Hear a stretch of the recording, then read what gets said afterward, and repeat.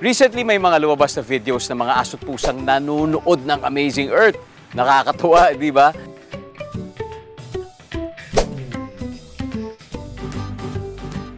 Kaya kung kayo ay pet lover at gusto nyong ibida ang inyong mga alaga, aso, pusa o kahit ano pang hayop ang kasama nyong nanonood ng Amazing Adventures tuwing Biyernes ng gabi, i-post nyo po yan sa social media at i-share ang video sa ating accounts ng Amazing Earth o hindi kaya, maglagay ng hashtag na hashtag Amazing Earth Pet Lover sa inyong post. At isama na natin yan sa ating patuloy na kampanya para mas marami pang matulungan at magmahal sa kanilang mga alaga.